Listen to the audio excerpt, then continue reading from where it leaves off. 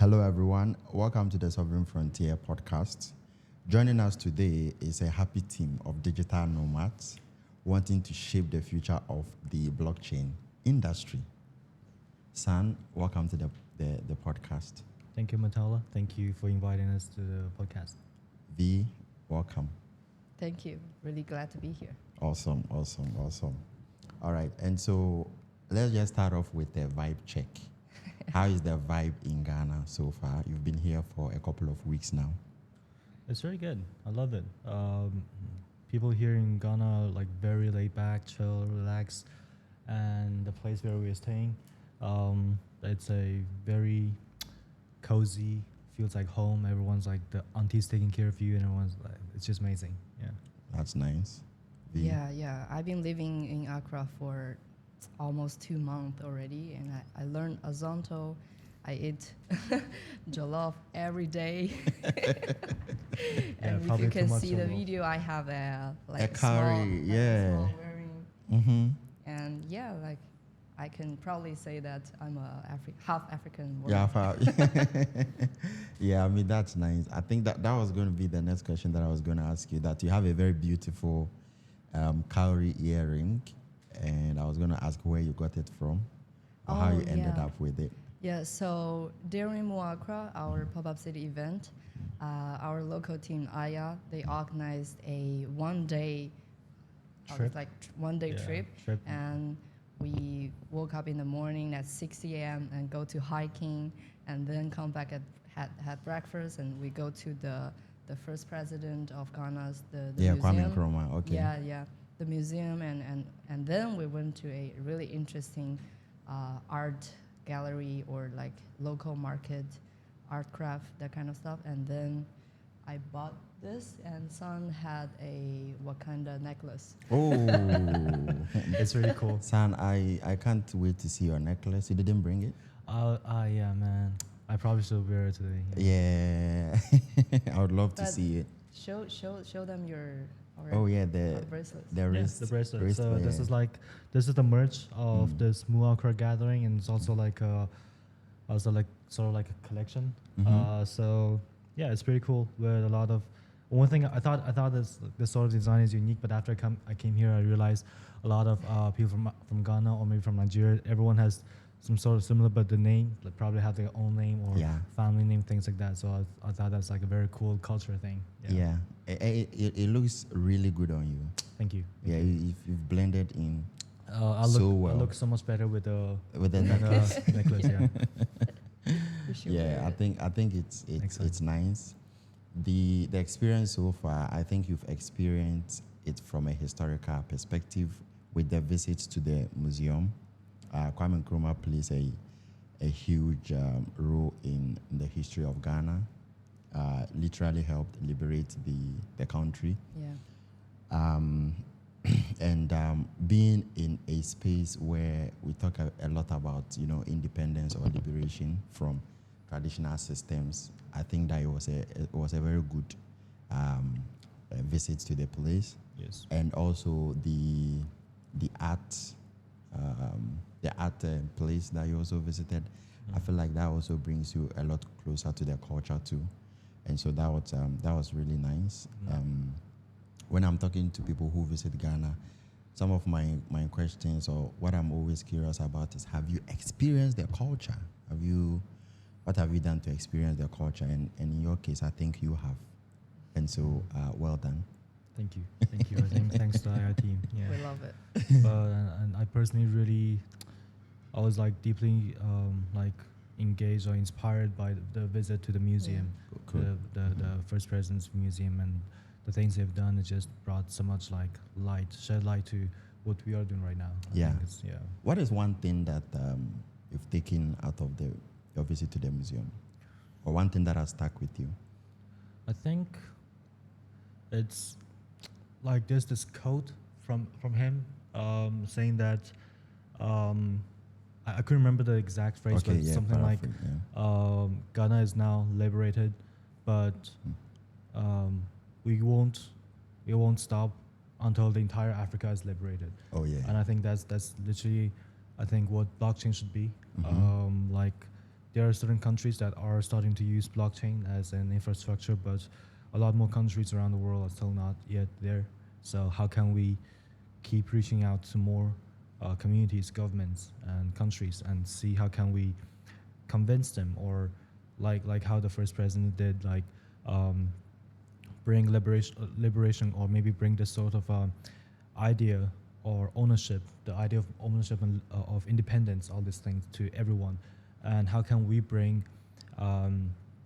the idea of like trustless, the idea of verify, and all this thing to more countries around. I think it's the but he's too much of a great wisdom person. We're too early. Yeah.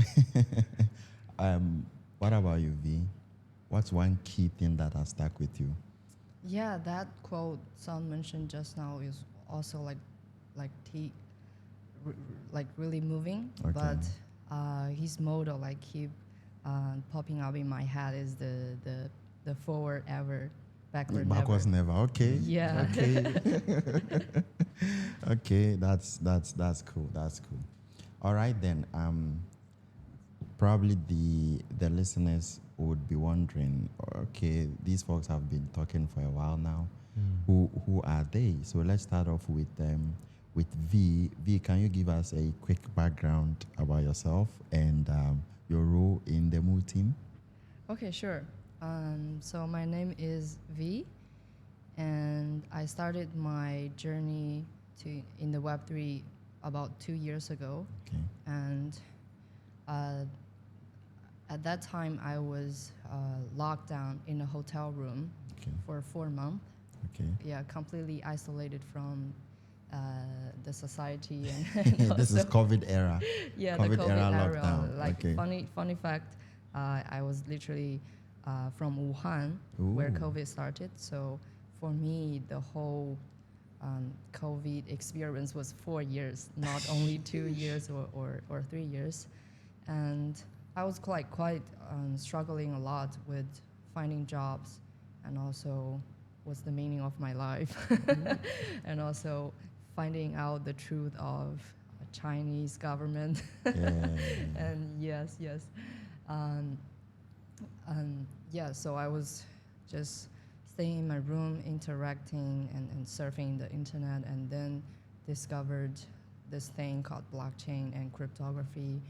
So I dived deeper into that, found out like many opportunity and also the real values that resonate with me so much.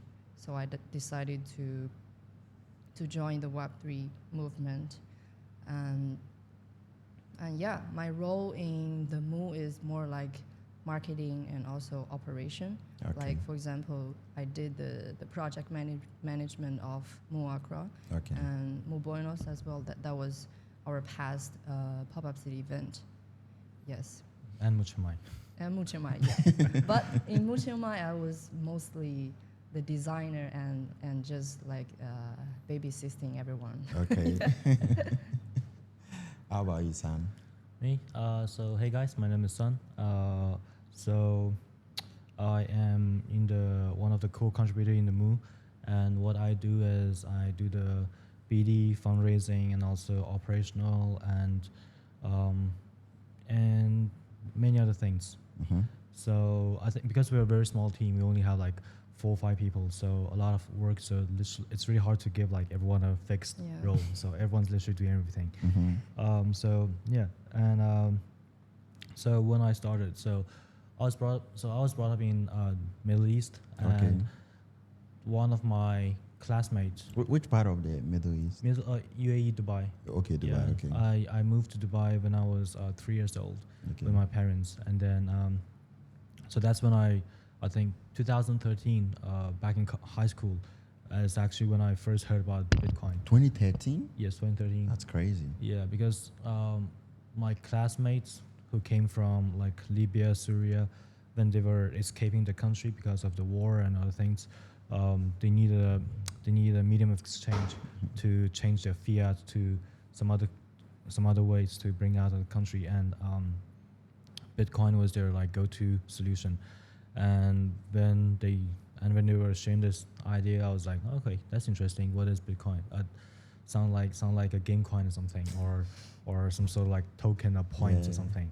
And then yeah, that's when I got to know about blockchain. But then in college, I learned social science. Okay. I studied humanity, and then after I graduated back in 2020, actually got into blockchain. Started my first project, a fully on-chain game, with my roommate, and then we were quite lucky. We had a lot of support, both financially and network and everything, back then. But the project ended 2 years later because of a lot of internal things happened. So then I was looking for like a new purpose or like a new path. I was trying to build the blockchain ecosystem in China, and also maybe how to build the reputation of Chinese builders. And then that's when I started this hacker house project in China, like a very long-term hacker house, more like 3 weeks long, right? And then and that's how I met V. Our first hacker house was back in 2022, in October, right? Yes. I think, yeah. And it was back in Yunnan Dali. It's a beautiful place, you guys. If you got a chance, you gotta visit. Very hippie artist place. And then I joined this company called Antalpha, and we have been doing hacker houses around the world. Okay. And I did my first overseas hacker house in East Denver.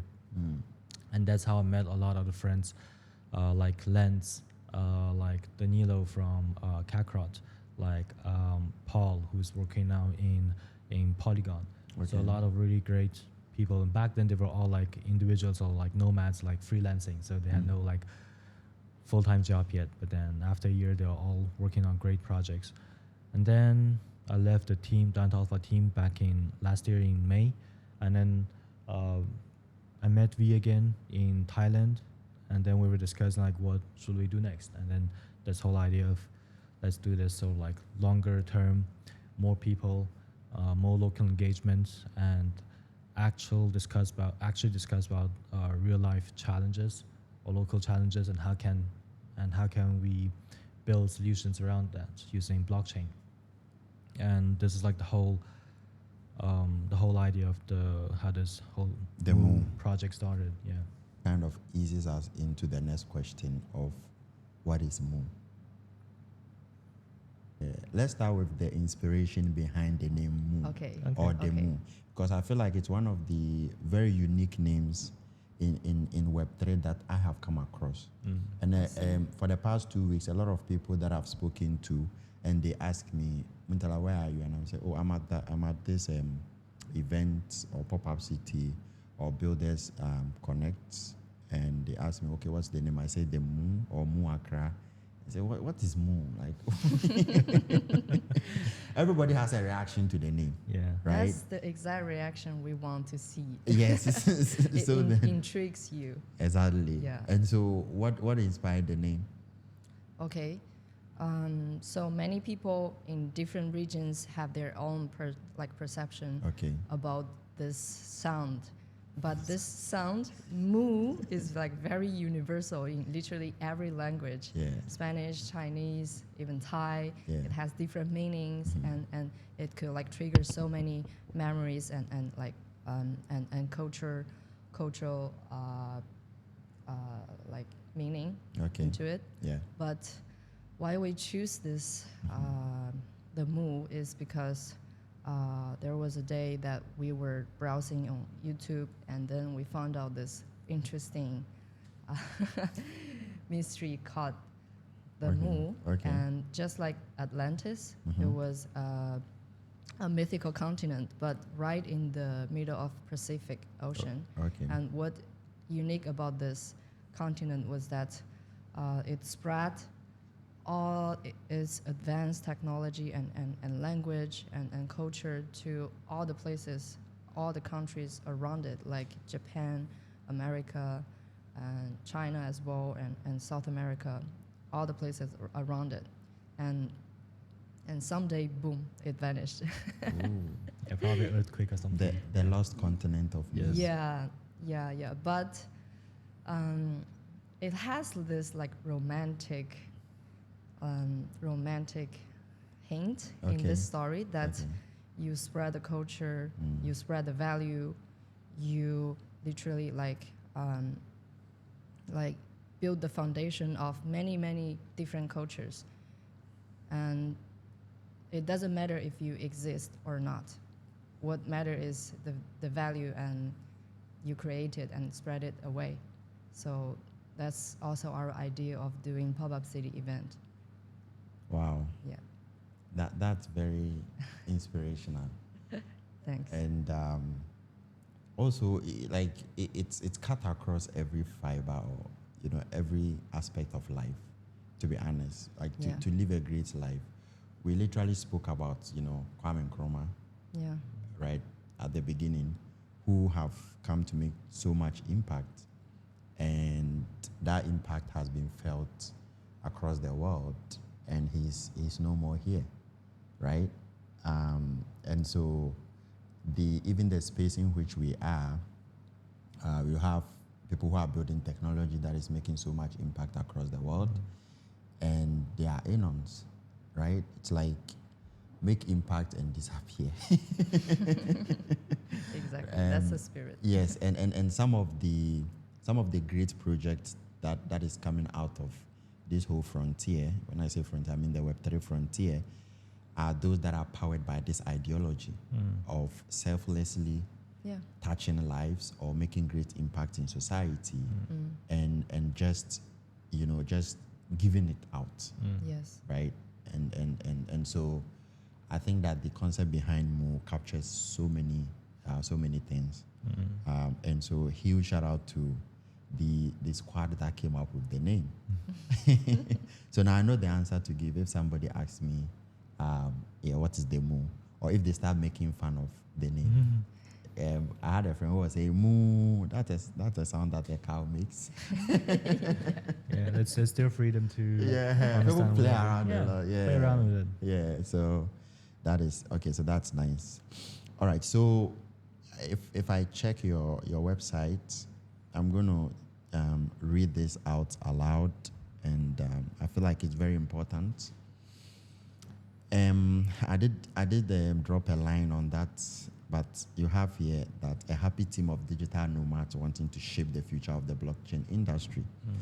As we extensively traveled, it became obvious to us we deeply wanted to give our time and resources to locally driven initiatives to support. Hold on. Okay, good. To support the goals of the communities themselves, not our goals for them. Yep. San, I need you to disintegrate this for us. I feel like this is a core principle of Mu. You hold this very dear to your heart. What does this mean? It's just that I think we are. This sounds very weird, but I think we are humble. In a way.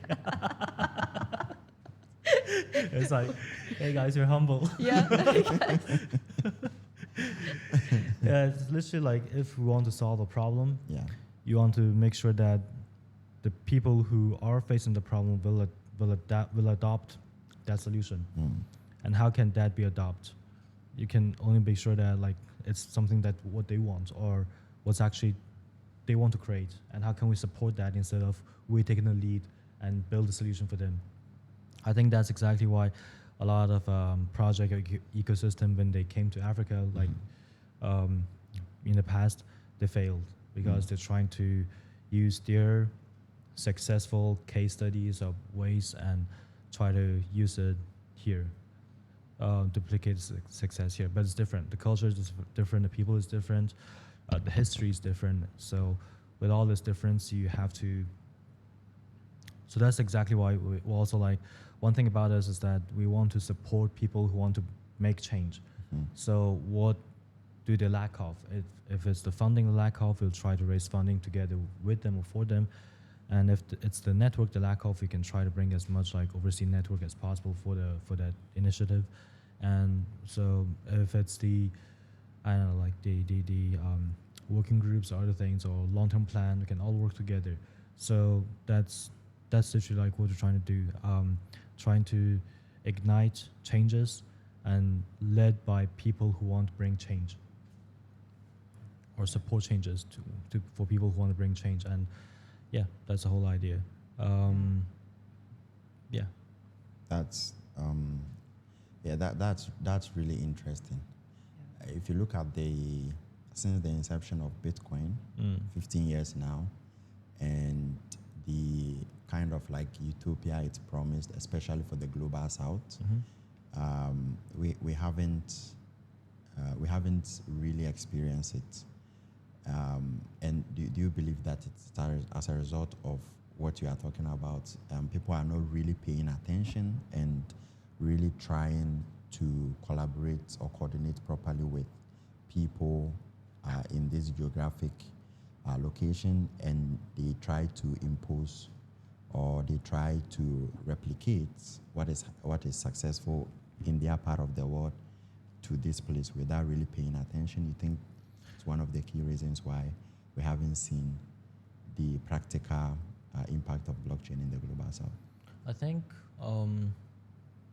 it's really hard to give like one answer, and that I think it's main reasons.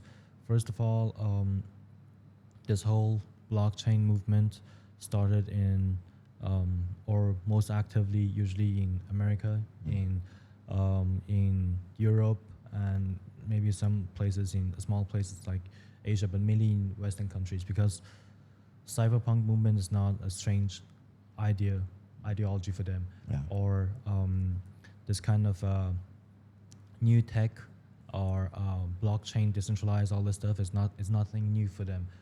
It's the tech, the structure is new for them, but the fundamental idea is nothing new. So they're the one who came up with this idea, which is great, amazing, but in reality, does America need that? Probably not, because they have even though Bitcoin came out trying to solve the trust issue of financial like institutes, but even though they don't seem that trustworthy, but compared to other parts of the world, like other financial institutes, other parts of the world, they are relatively like reliable. So that's why there's no incentive for like places like America or Europe to change. It's bringing more harm than good if they change to blockchain. So it takes some time for the blockchain movement spread across other parts of the world, and then it spread to Asia. But Asia has the same like already built sort of like reliable infrastructure, financial infrastructure in Korea, Japan, China, all these places. But for other countries or other regions, for example, like places in South America, in Africa, in Middle East, in Southeast Asia, all these places where Web2 or fintech weren't as well built or weren't as reliable, is actually a really good place to start blockchain. But it takes time to understand what blockchain is. Even for people from Web2, it takes a lot of time to understand what blockchain is. So, and when you look at places like those regions, developing regions, first of all, they don't have as much like Web2 companies or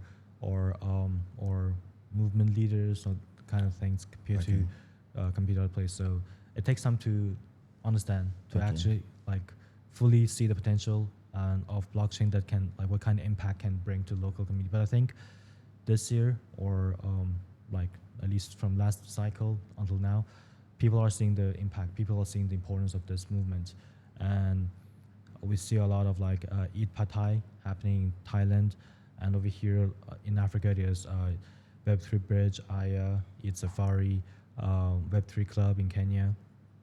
So many great community initiatives happening here, and trying to bring more people understanding blockchain, adapting blockchain, and integrate blockchain into their existing project or something like that. So I think it's really it's moving fast. Yeah.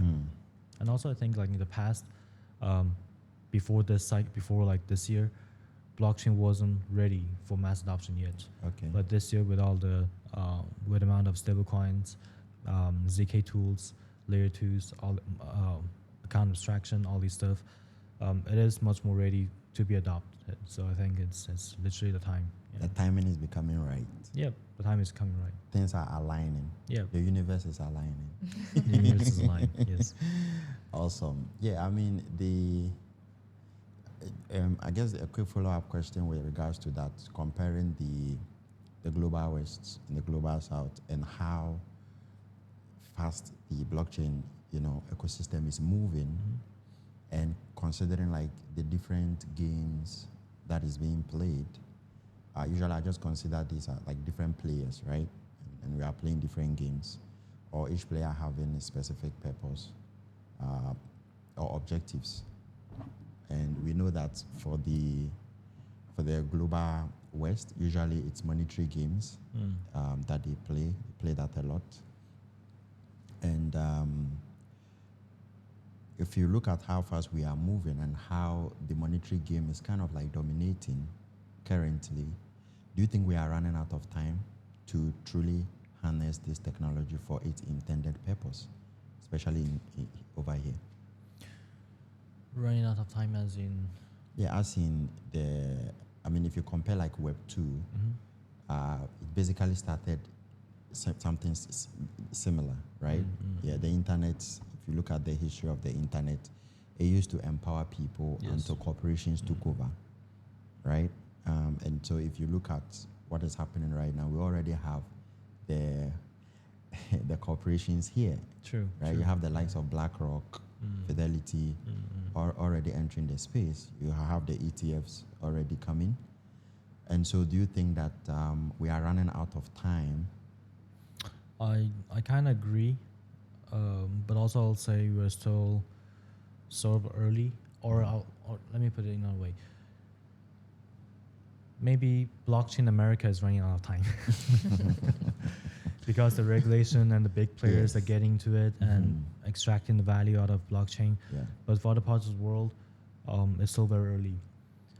What I'm trying to say is, like, I think one of the most potentially like harmful or opportunity in blockchain is literally the stablecoin, the CBDC. Yeah. And a lot of countries are planning to release their CBDC. I have talked to many people from the government, people from the national banks, from different countries. Every one of them literally is researching on CBDC and discussing with the other regulators how to release their own form of CBDC. But no government or no national bank currently have considered of like releasing a CBDC on the public network, where people could verify, where people could see and transparently like participate this game or this system. It's still going to be a very trust-based system if in the current designs. Okay. So I really think like more community leaders, more project founders, especially the stablecoin project founders, need to start building that connection with the government to convince the government. Maybe there's another path we can go, right?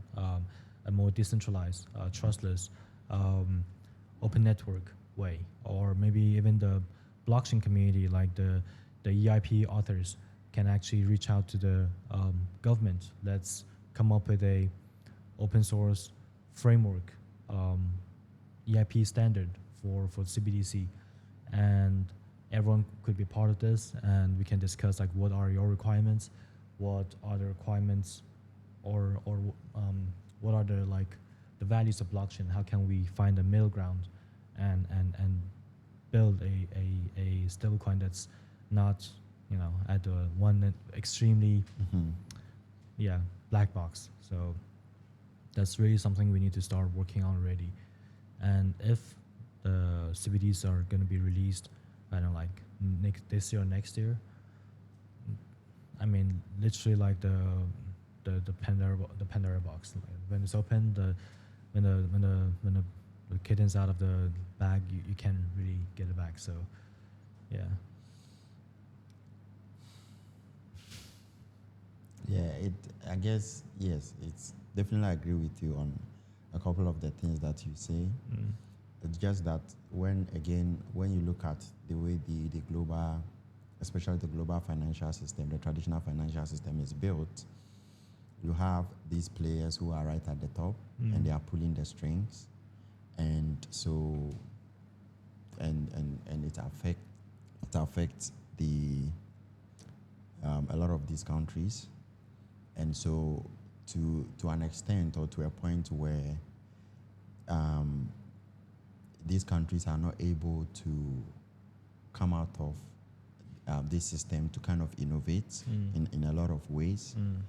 I was literally having a conversation with a colleague today, and we were just going back and forth around the payment systems that we have here in Africa, and how it's literally messed up, right? And how consistently people have tried to solve the problem, but then anytime they make significant progress, sometimes they get shut down by The regulators. yes, you get it. So when you contrast that with the Web3 space and you look at the players that are coming into the ecosystem now, and then you get to see that they are the same players who who are behind these traditional systems, and then you begin to get very fearful, right? I get your point. It Yes. gets scary because these are not people who are really here for The values. yes, they are here for a specific purpose, and they are here for control. So I guess the next couple of years or the next decade is going to be very, very interesting in the decentralized frontier.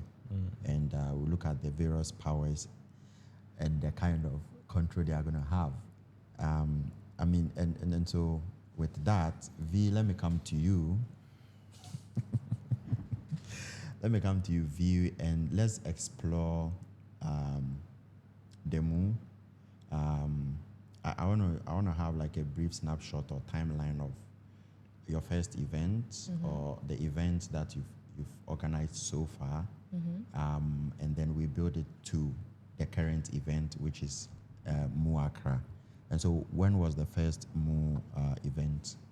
Okay, great. So the first Mu event we did was in Chiang Mai, Thailand, in last year September. It was a 6 weeks co-living, co-working, co-building, also pop-up city event. Back then, it was the year where Zuzalu, this movement or this concept being created and went viral in the crypto space. So we picked that term, but we weren't like fully aligned with the Zuzalu vibe, as in they were more elite. Yeah. And I saw a lot of through- criticism on X around And- that. Yeah. And I mean, it's good to have like a close environment where all the big brains discuss and talk about future humanity together. But we are grassroots communities. We want to like really talk to the real users and build for the real users, build for the real world. So that's why we choose to design our pop-up city to be like fully permissionless and free. We literally provide two accommodation. One is for developers. We call it our dev hub, and another one is for mentors. So we did a bit experiment by designing this like mentorship program where we have developers and mentors. So there will be like people coming to the pop-up city to learn, and also mentors, they can introduce their projects to the community and have more contributors as well, and also this like really friendly vibe and just like everything that's happening in the co-working space was so spontaneous, and every day was packed with different technical discussions and fun activities as well. So in the end, like all this group of people, we have about 300? 200, 300, Yeah, so- For the first one. participants. For the first Yeah, one. For the first one. Wow. Yeah, when we have no reputation, Yeah. no one knows us at all. That was It impressive. Yeah, all coming from like different networks, and our friends coming to support us made this event possible. And yeah, that was our first pop-up city event, and the second one was a small community dinner Okay. in Istanbul during Dev Connect. Oh, okay, yeah, Dev Connect. Yes, Okay. and that was a community gathering where we invite our like friends and sponsors and also potential partners in the space. You call them movers? Yeah, we call Movers. them movers. Or who are You the like movers? this? No, I like the name. You like the name? I love it. I really Yeah. do. I think Movers. there was a movie called Madagascar. Yes, Yeah, yes, yeah, yeah, like to Madagascar. move Yeah, it, my, move it. my favorite character in that movie is King Julian. Yeah, King Julian. Yeah, and he is like always singing the song. I like to move. Yes, move. he was the one singing that song.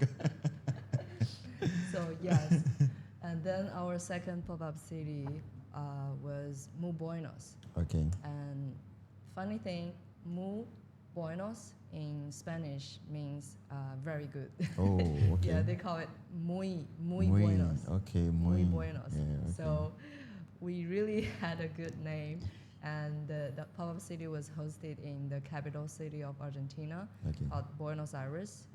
And okay, I think the introduction should be done by you. Like I Oh, wasn't okay. there. Sam, Yeah.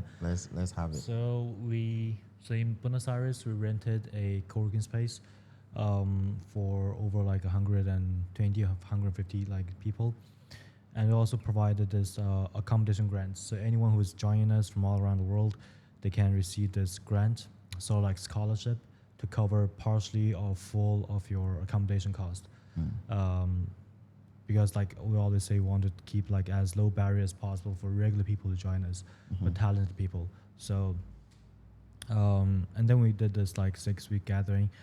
This whole event was co-hosted with Eat Argentina team, a great team that helped us to deal with so many like local logistic stuff. And then we had a lot of like people joining us from the university, from the college, from the university, from the high school, from local government, from the Web2 companies, Web3 communities. Everyone literally was there. So we're super happy. Like we had more than 400 participants, Ooh. and 60% of them are from local communities. So this time we had a lot of local engagement.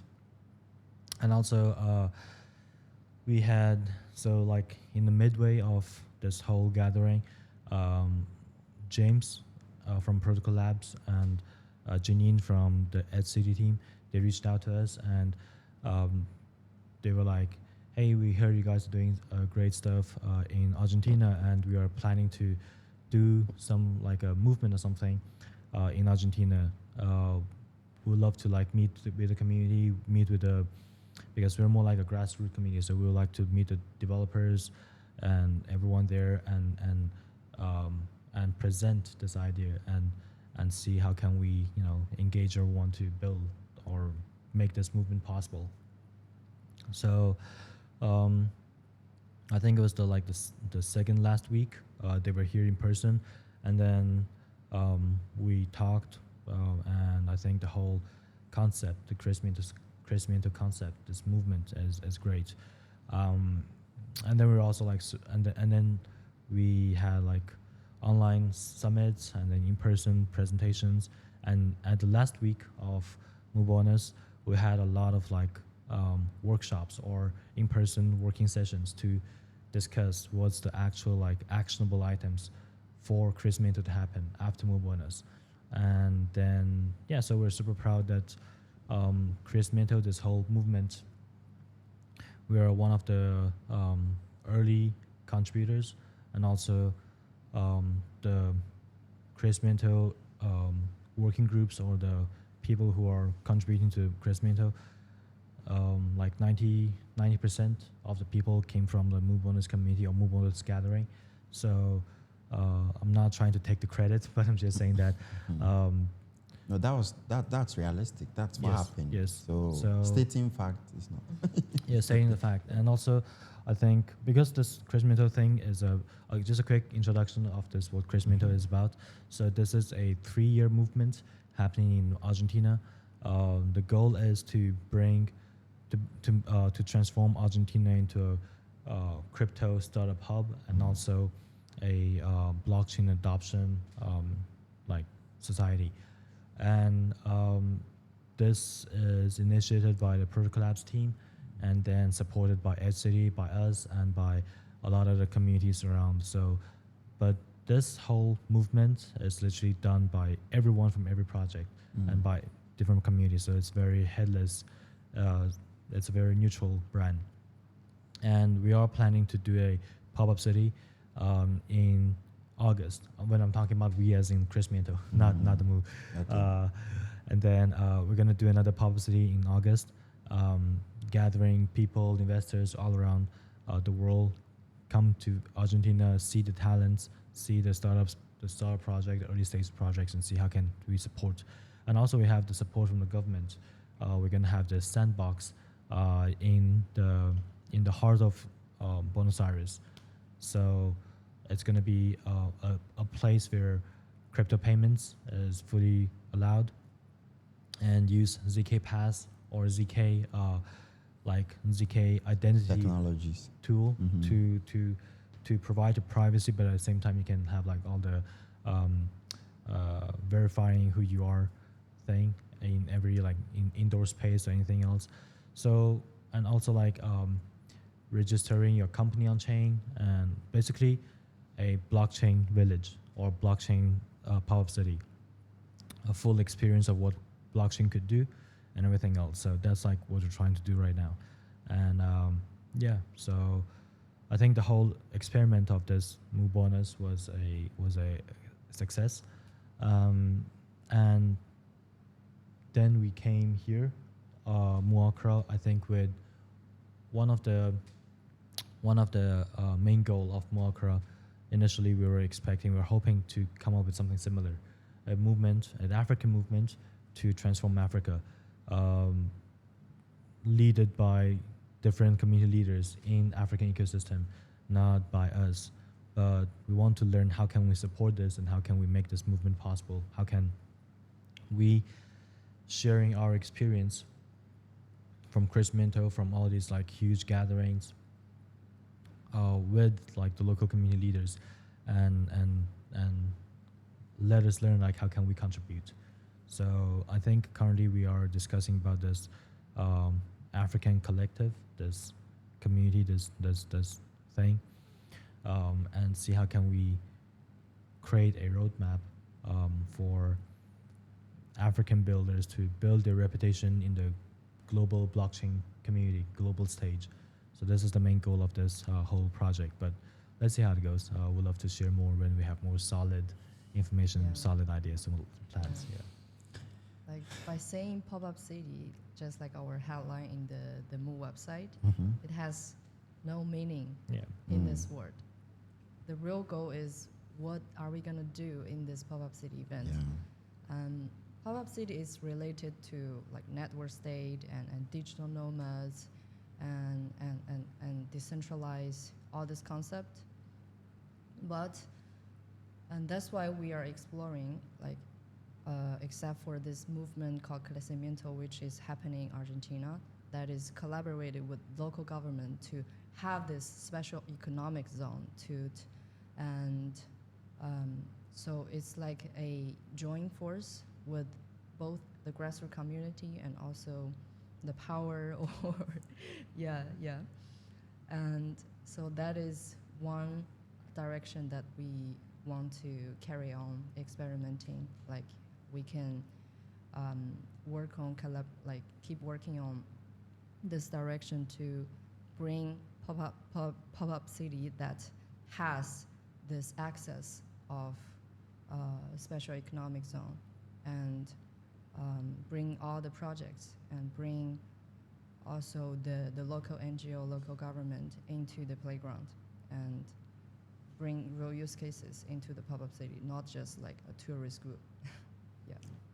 And I think this is so powerful because once you are able to coordinate the grassroots and then the government, then change is going to happen. Yes. Yeah. One of the, I think I've heard a couple of high government officials talk or share their thoughts and opinions about Web3 Yep. or blockchain technology. And the one that has stuck with me is that clearly they were like, you know, we don't want to be hostile to the technology. It's just that the information, right? Like we don't have a lot of information and education about this technology. Exactly. And a lot of the things that comes to us is the scam stuff. So people wait until they are scam and then they approach the government to help them. Yeah. And so we get a lot of these cases and that kind of forms our opinion. And said, okay, this thing is scamming or it's scamming a lot of our citizens. And so we are going to be hard on it. But then once we begin to have movement like this that is able to bring the grassroots who are doing the legit stuff, who understand this technology and the potential direction that it can take the country. Yes. And you bring them in contact with the people who are, you know, basically controlling the country or ruling the country, then I guess we are going to have like a big bang. Yeah. Something's going to explode. Yep, And it's totally. going to be good for everyone. I think it's the biggest W that has come out of Argentina. Yeah, yeah. I think it's really important that, like these grassroots gatherings, we have a like a report or a result. What do we want to see the change, and what is blocking the actual changes? Yeah. And we're also like trying to push this research forum, so that the grassroots communities can gather together and research certain topic. For example, the payments you mentioned, and why did the past payment failed? Why did some succeed, or why did some being banned? Right. So some of the reasons might be technical like reasons or difficulties or blockers, and then some of might be the user UX blockers, and mostly I think it's regulation blockers. Yes. So having a place where people can discuss, we can invite the local like regulators to the government officials to join the conversation, like what's their point of view of blockchain, and we can bring like blockchain experts or people who is being like deeply involved, engaged in this like technology. They can bring a intellectual like discussion with the regulators and come with a very good solution.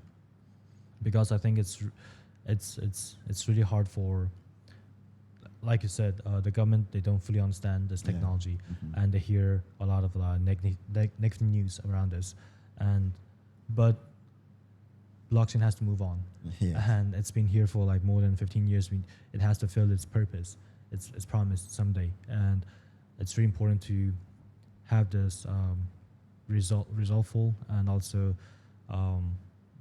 like serious conversation from our community, the blockchain community, with the government, also even more than the government, right? People outside blockchain, people in the university, and many more. And I feel like once the government comes in, it's easier to have access to all of these outside parties, right? Yeah, because for example, imagine there's an election that's going to be happening in Ghana.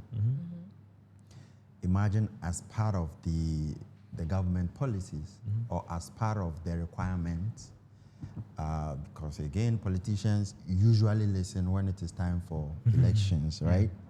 And so if the grassroots, and as we know, a lot of African countries, including Ghana itself, it's a youthful population, right?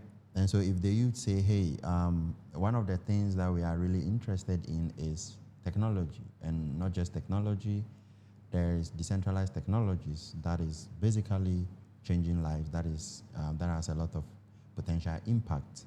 We want to see you as a candidate, your policies around that.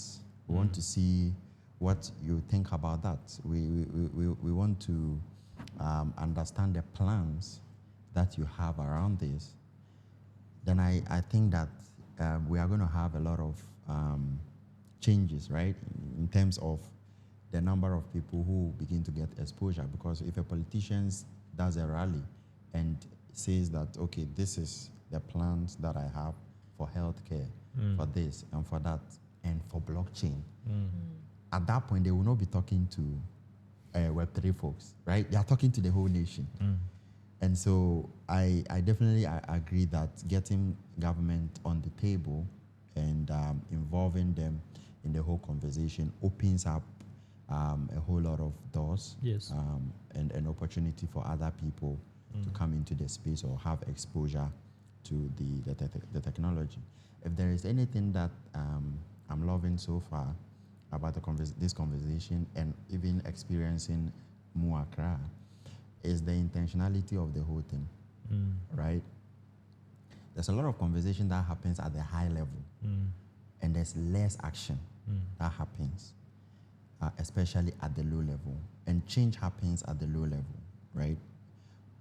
We are in a space where basically Bitcoin started this whole thing, and Bitcoin started at the the low level, right? And so once there is deliberate action happening at the low level, which you like to call grassroots,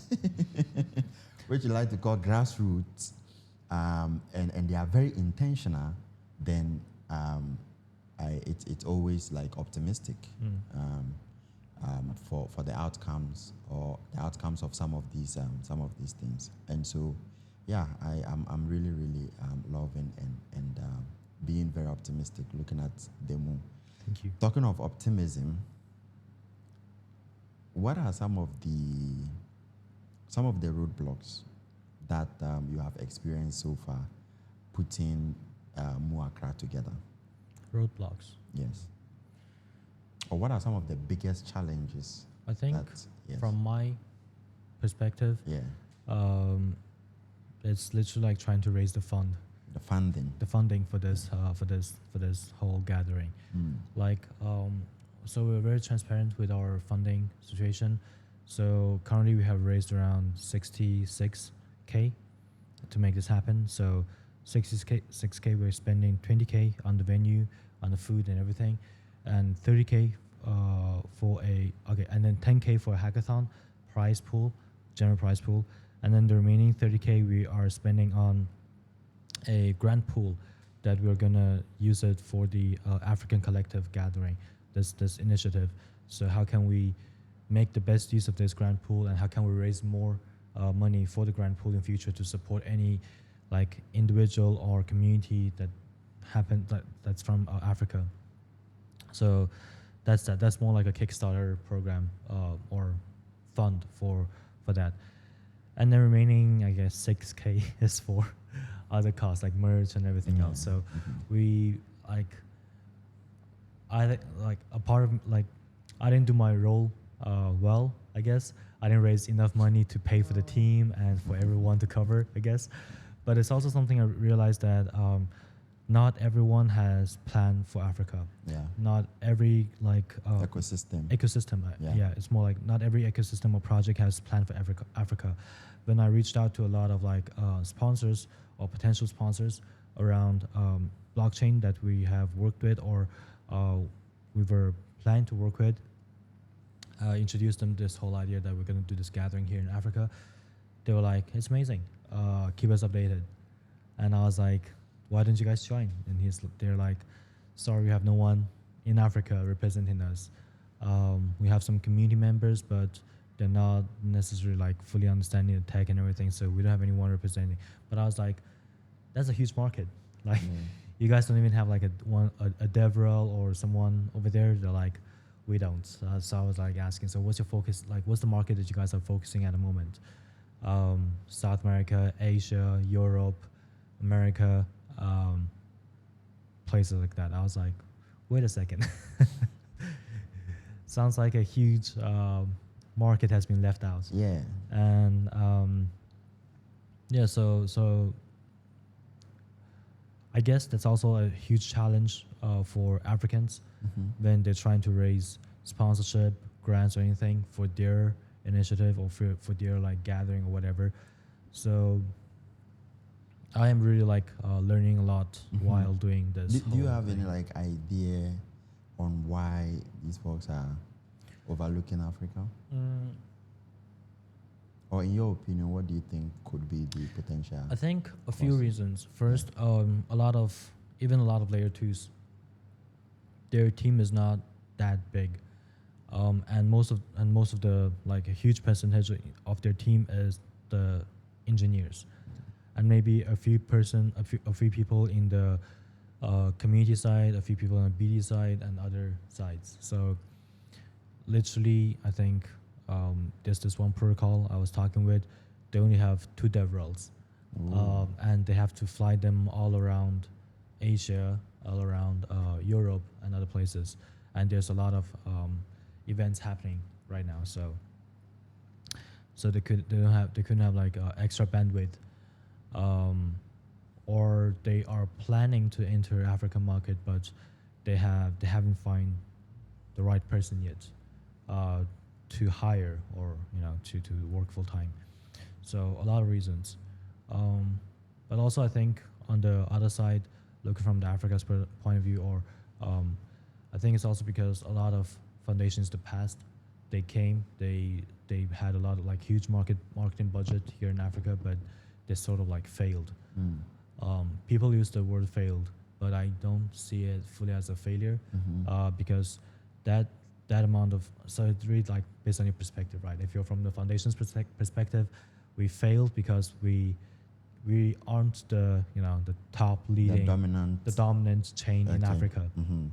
But I don't think it's a failure, because from the community perspective or from the African community perspective, that money or that initiative or that budget literally kickstarted a lot of movements, a lot of communities, a lot of projects, a lot of education programs, and that built the foundation of the current African blockchain ecosystem. So I don't see it as a failure, but from a foundation's perspective, that was a bad investment.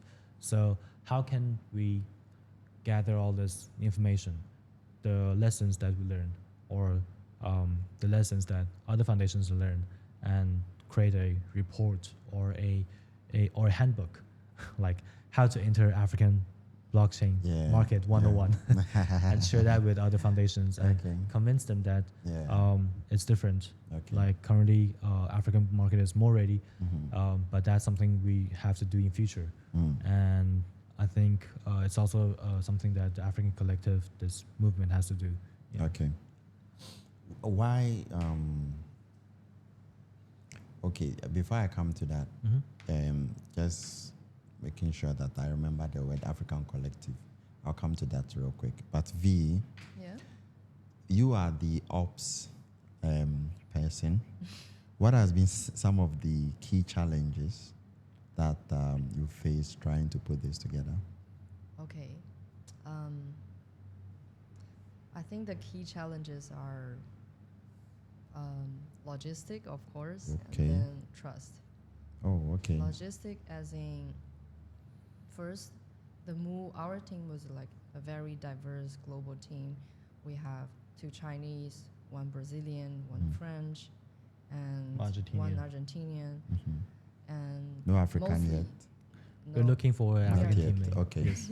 Hopefully we can have one very soon. So most of the time, we are like communicating with each other remotely.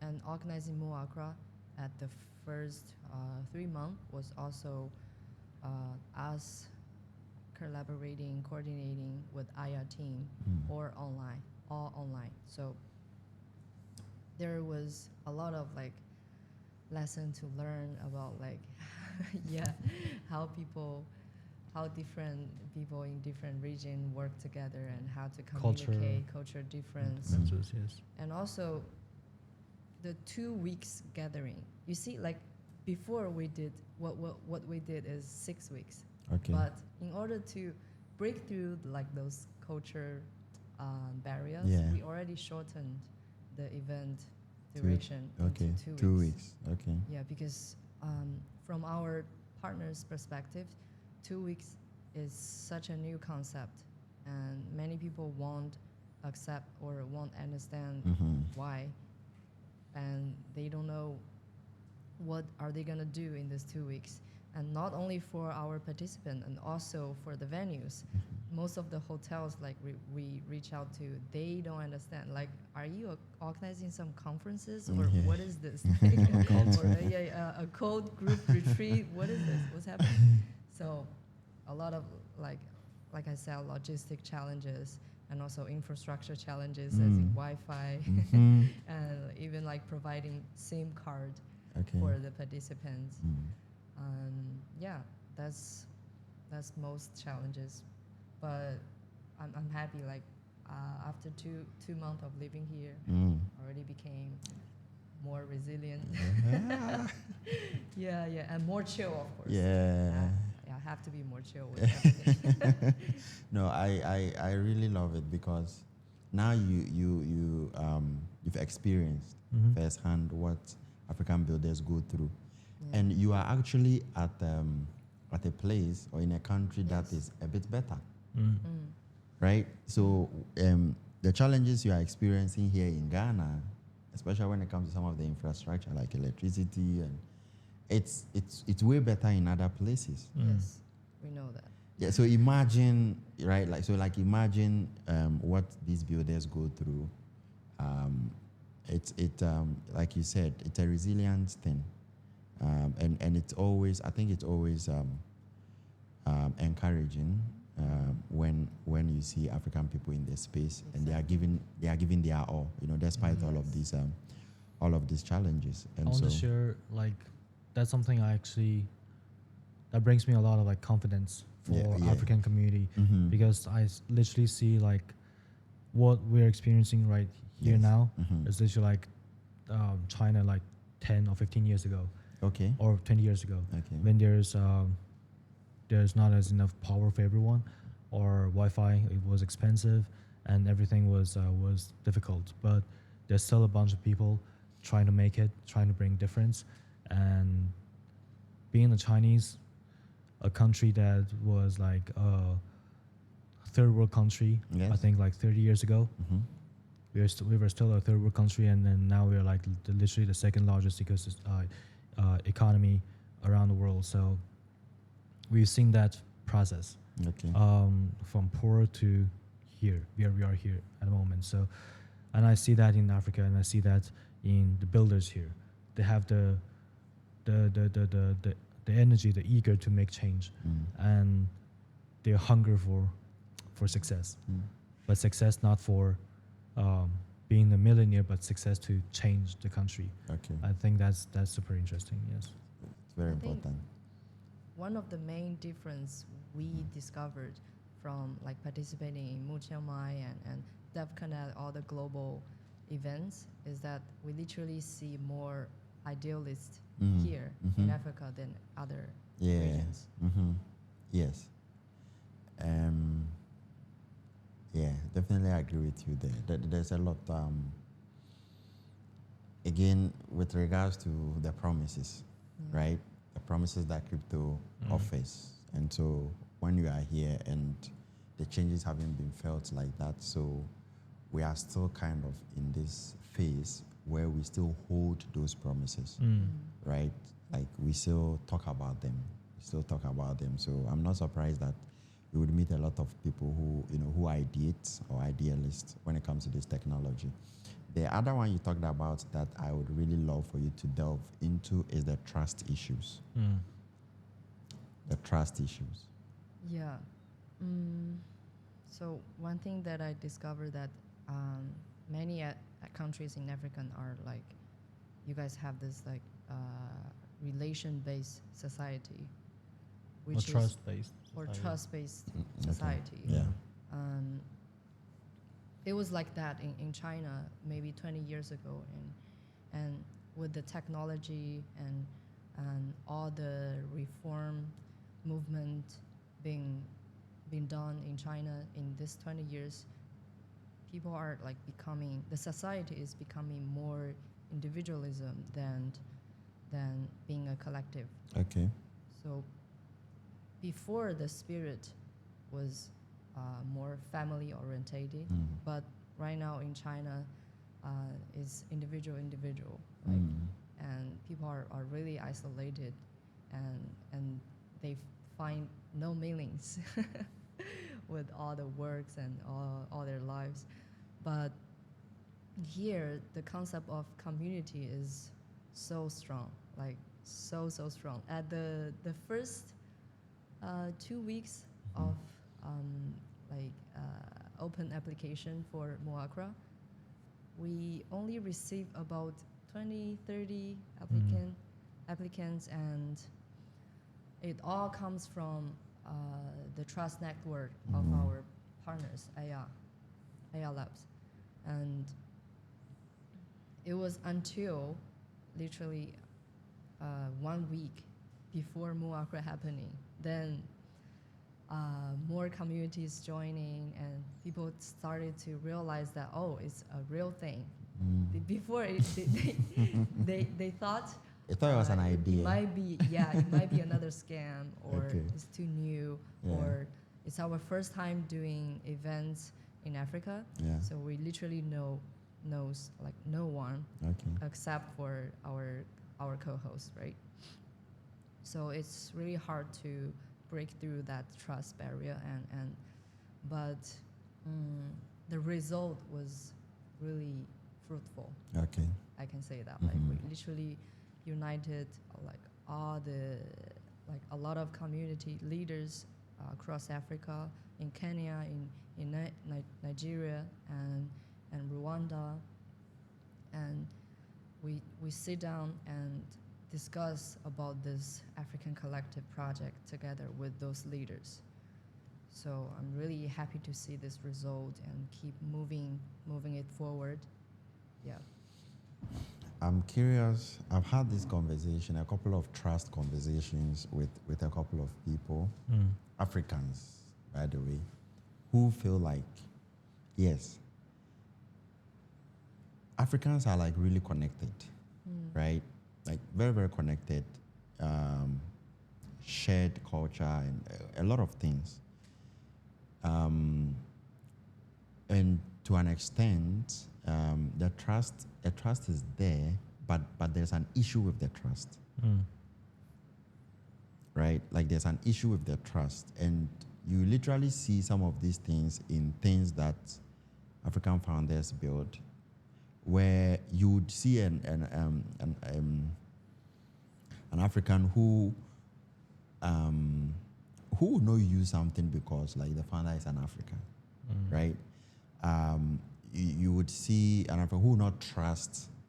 Like there's this thing that again, when we have conversation, you feel like, okay, it's a problem, and you wonder, like, we are very, very connected, communal, and we love people, we love ourselves, but when you come to this, even when you check the history, a lot of the issues that we have on the continent has been as a result of a trust issues, and you would see that you can make a lot of progress, and people within your own circle would break it down, right? And so, like I'm saying, like I've had this conversation with a couple of Africans who are thinking that it's becoming a bit of a problem in their space, where some players who are Africans don't trust each other, and so because of that, it's not leading to certain progress that could have easily been made, right? And so it's like one step forward, 2 steps back, because of the trust issues that they have among themselves, or we have among ourselves, and also outside, right? And so I'm curious, you spending some time here, if you have kind of like experienced it, or even if not experienced it, if you have felt it in a way, it's like maybe it's in the air, and it's something that you're also trying to consciously solve or help solve as you try to coordinate with us.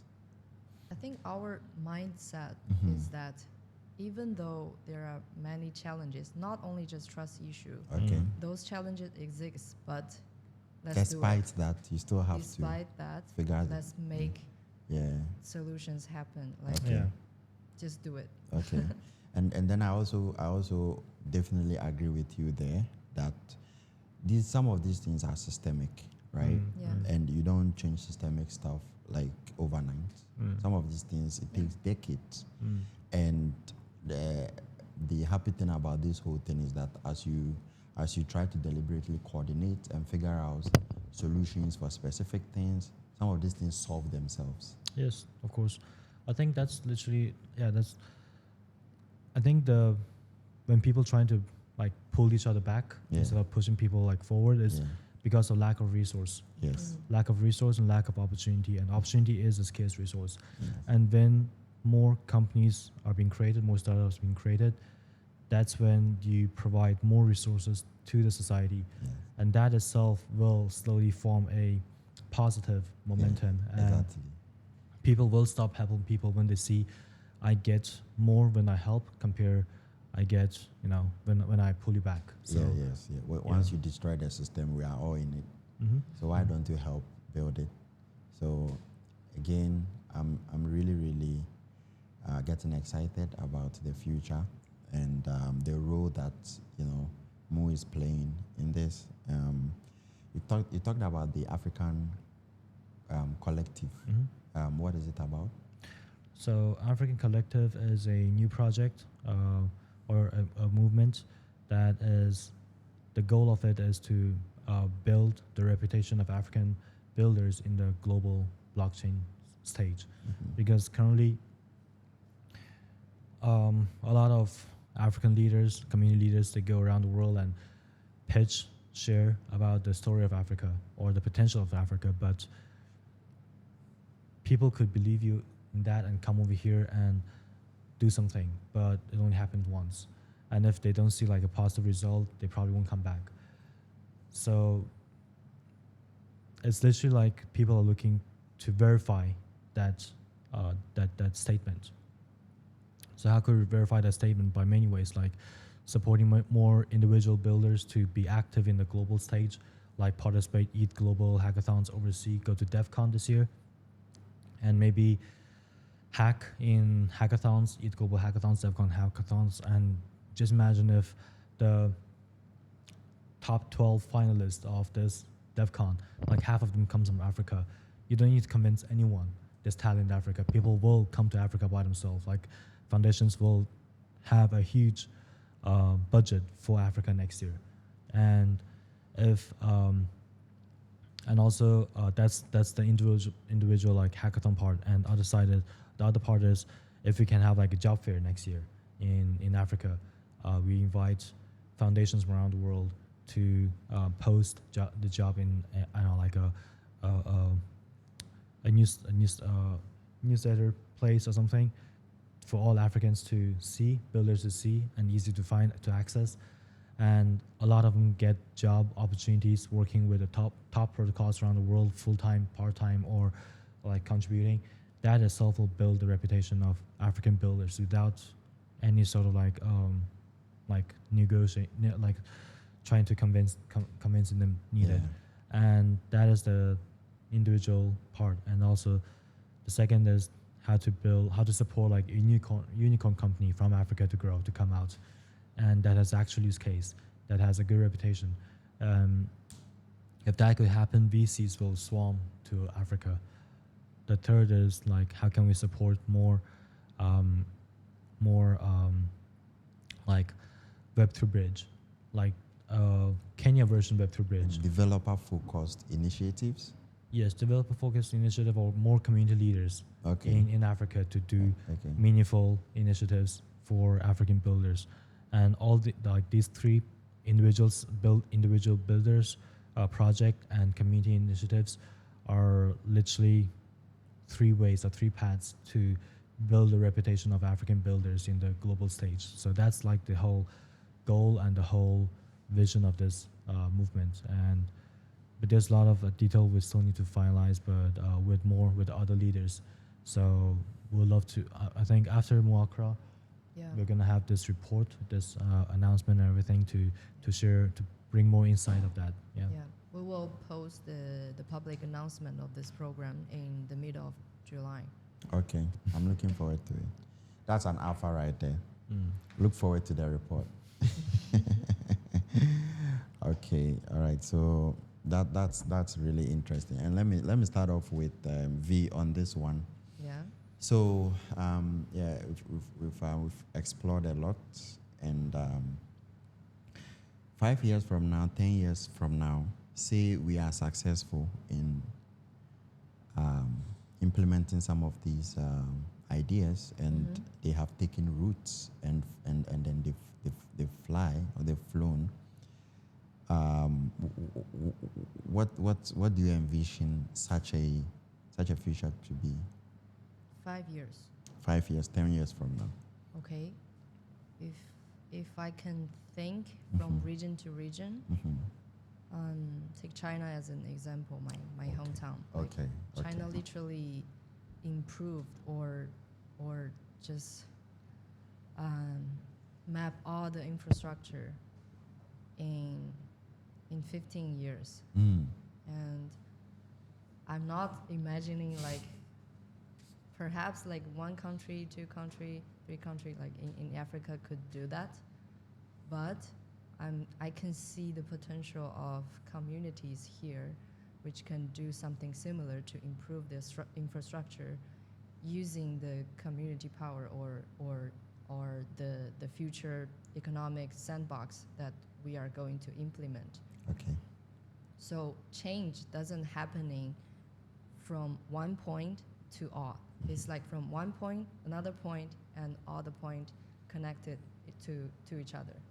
So we were always like talking about decentralizations, but we couldn't see decentralized happen until we see there are like more Ethereum nodes being set up in Africa and more like local solutions that's focused on payment and network, and more solutions that's really bringing like make benefit for people's life.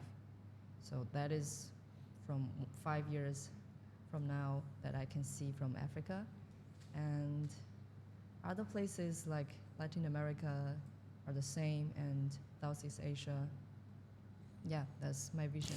Wow, I'm looking forward to that. San, what are some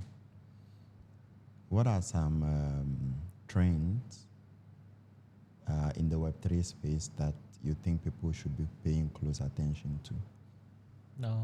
Like earlier mentioned, I think first CBDC. CBDC. People should definitely like take care where your government is heading to with the CBDC. And if you are a project founder, if you are deeply interested or involved in blockchain, you probably should like maybe like connect with your community and start like trying to reach out to the local government to, I don't know, maybe like try to join the table, or maybe at least like keep posted about the updates over there about this CBDC thing. And second, I think it's the middle ground of blockchain, the Web 3 and Web 2. So people call it like Web 2.5, whatever you call it.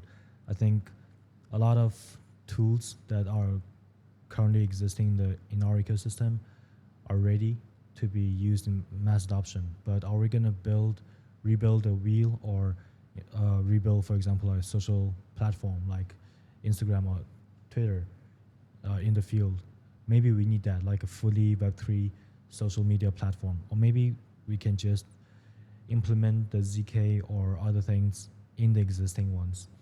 All right. If you imagine Twitter one day implemented ZK in their login or other things, and you have the ability to mint a tweet or mint or something, that'll be super cool. Why is ZK such a trendy I think topic? Because I personally think because data safety is a huge issue in this world, in current societies. China had a huge data leak, I think 2 years ago from Shanghai, and Argentina had one of its largest data leak incident 2 years ago as well, and even Google had data leak, and I mean data leak and all this stuff is literally it's happening everywhere, regardless it's big or small. So, and in the age, and we're getting to the age of AI. Recently, the Apple announced this, the ChatGPT 4.0 in your phone, implementing your phone, and they promised data safety, privacy, but we don't know, right? And but ZK is literally a technology that could be implemented into different existing projects and promise or verify that this is gonna protect your personal information or important or information. So I think it's really gonna be huge, ZK, but I see. people outside blockchain doesn't know Yeah, ZK that much. that's the whole thing. I mean, I guess people outside are promising, they are promising data safety. Yes. But in Web3, we are building tools that guarantees data safety. I guess that's the two difference. Yes, I mean, it'll be. I mean, try to imagine like Apple do an announcement next year saying that. I mean, imagine, like, data is. we're That's a implementing mistake. blockchain Oh, in Apple. That sounds crazy, but we're implementing ZK in Apple, trying to protect everyone's safety. That sounds more realistic. So I think it doesn't. It makes a lot more sense that ZK is going to be huge, even in Web2 field. So yeah. Wow. So you've mentioned CBDCs, ZK technology, anything, And any other thing? I think like the Web 2.5 tools, Okay. where it could be implemented to the even account abstraction. A lot of existing platforms could use account abstraction and tap into the crypto payment side very soon, very Okay. easily. Yes. That's nice. That's nice. Okay. So if you are listening, pay attention to these things. Sun is telling you. Any token predictions? You think Bitcoin will get to a mil? How? When do we get to a mil? A mil, I don't Yeah. know, but I have a prediction that then it's so because I'm a huge fan of stablecoins. I have and I believe that if one day blockchain is becoming the mass adoption thing, stablecoin, the market cap of stablecoin will be over more than Bitcoin, Okay. because Bitcoin, there's only that much Bitcoin, but Stable coins has a very yeah, malleable, I guess. Yes. They can continue to. yes. That's interesting. So stablecoin, if our key players in stablecoin is still going to be USDT Oh. or USDC, it's going to be quite risky. And USDT is already number 3. Yeah, And they're has already been number there 3. for like forever. Forever, and we aren't there yet, and blockchain aren't there yet. So imagine if we are there, what's the market cap is going to be USDT, and Bitcoin and Ethereum. Of course, they're going to be the key players, key leading players in the field. But at the end of the day, they are a you don't use them in the daily transactions. Yeah. They are more like infrastructure. Yes, infrastructure or like long-term investment. But USDT, USDC, the stable coins are literally the daily things that you will be using, and every day everyone will be using, and that's going to be very huge. Wow. V, any price predictions? Any price predictions? I'm not into that at all. Yeah, no. Yeah, I'm just a daily user Awesome. of crypto. Yeah. Awesome. All right. So let's end on a very nice and personal note. And the question I have for you, V, is that what are some hobbies that you enjoy outside Web3? Okay. Or what I guess I could also say, what are some hobbies that you enjoy that keeps you sane in the Web3 space? Because the Web3 space is insane. So yeah, I think my life was consist of two huge communities. Okay. One is the blockchain Web3 communities, Mhm. of course, and another half of my life is about the swing dance community. Indie hop. Lindy Hop. Yeah, it's a Ooh. very, very niche dance that probably A dance community. yeah, a dance community. San, so I'm not surprised she said that Azonto. You know, Azonto is a dance here in Ghana. So I'm not surprised she said she's learned about Azonto. So that kind of validates your hobby. Exactly. So you said you learned Azonto. So you can now dance Azonto? I learned two-step. Oh, okay. Yeah. Okay. The first one is the Aquaba. Okay. There's a Aquaba dance. Do you know that? You're Yeah. a Ghanaian, right? yeah. And another one is just like basic, the step Okay. forward, step Okay. backward stuff. Wow. Yeah. Wow. That's so awesome. But I heard my teacher who taught me about Azonto. Okay. He said Azonto means lost a girl. That's what he said. Sorry, come again? Like a heartbreak. Oh, Right. really? Azonto. Azonto. What does Azonto mean? To be honest, I don't know the name. It's a term like Yeah, he you know, told me yeah. all the I haven't songs, really gone. all the songs they dance to in Mhm. Azonto is about heartbreak or love. Oh, boys and okay, girls. okay. I see. Yeah. I might be wrong.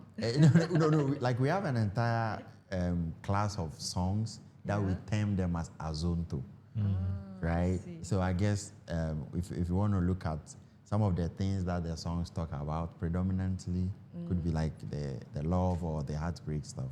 Yeah. And so I won't be surprised if he says that that's the origin of the whole thing. Yeah, Azonto is a big thing. In fact, Ghanaians and Nigerians were fighting over it, like as to Really? yes, as to where it originated from. like jollof. It's like jollof. Yeah. There's so many fights.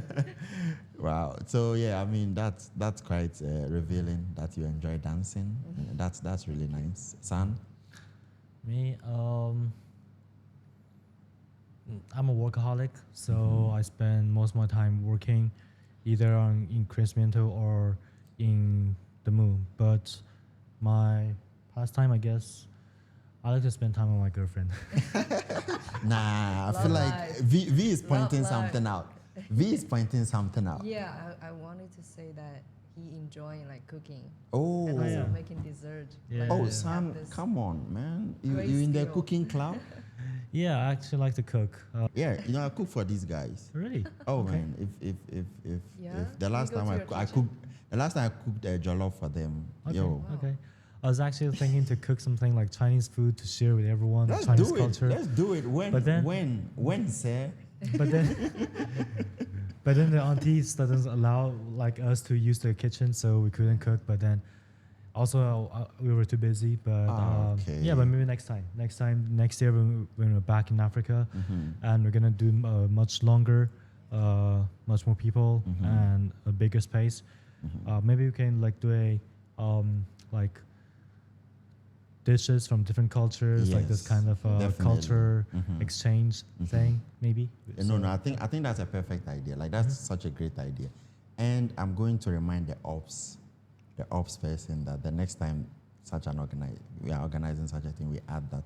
Yeah, definitely. Please Yeah. do. Yeah, we definitely need to. When we have like more clear plans for the Yeah, next year, Yeah. we'd love to share with everyone and hope you guys please share with your community. Absolutely. And we'd love to see like a lot of young talents, early stage projects, or anyone who are interested with a good intention Okay. to blockchain to join us. Awesome. And yeah. Yeah, so just like a quick one is what are some upcoming, you literally have started it, like what are some upcoming stuff? So that we should upcoming know stuff, about? I think for me, the top two things are the African collective movement, Okay. and right now we are trying to focus on DevCon. Okay. How can we raise awareness of African blockchain builders in DevCon? Okay. That's something we're focusing right now, and also the structure of the entire this movement team and also the report and everything. So African Collective. And second thing is crecimiento. So we're gonna have a pop-up city in this August, and a lot of things I'm working on right now. I'm also in the fundraising team, so trying to raise as much more fund as possible for this movement. Yeah, that's my part. Also, but not something to share with everyone. But going back to meet my girlfriend. So Yo, that's something I'm. shout out to San's girlfriend. Yo, That's something I'm up to. Yes. awesome. All right. So, any starting off with V, any last words? Any closing thoughts, remarks? Yeah, just follow the Mu account, of course. Yeah, the website is the mu.xyz, and our Twitter are the same. And we are gonna announce the African Collective projects during July, Okay. and open application for the DevCon. Support. Yeah, support the like individual and all, like, or other like community to go to DevCon also in July or August. TBD. Yeah, those are to be TBD. done. Okay. And yes, and I like to shout out to one of our partners, like ETH Safari. Their Okay. event is happening in September in Kenya. So whoever is listening to this podcast that wants to join a hackathon, and just go sign up right now. All right. It's Safari. San, closing thoughts. Shout out. Yeah. So African Collective, we need a lot of help from local partners, local community leaders, and who has the shared vision and value and good intention. Also, please reach out to us if you are building a great early stage projects. We'll love to support as African Collective. Said by coming out from a Asian person, but yes, like what Ethiopia airline always say, like everyone, like the humanity started in Africa. So we are all Africans. we're all Africans. Yes. So yeah, so let us know. We'd love to support you in any way. And yeah, cool. That's All it. right. I guess I would also give my shout outs, and just give a huge shout out to the Mu team and the two of you for being on the podcast. I feel like this is going to be the first of many to come. We are excited for this initiative, and also a huge shout out to Aya. Aya has been very, they've been pushing really hard Yes. to make this also happen. And they've been doing so well, and so a huge shout out to them. And yeah, thank you very much. Looking forward to all of the awesome initiatives and all of the possible outcomes and impacts. If you are watching or listening to this podcast, remember that none of what we share here is a financial advice.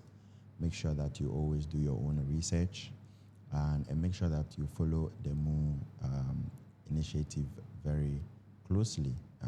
Like V said, you can check them out on theMu.xyz, or you can also check them out on X, theMu_XYZ. And with that, take care of yourself and peace out.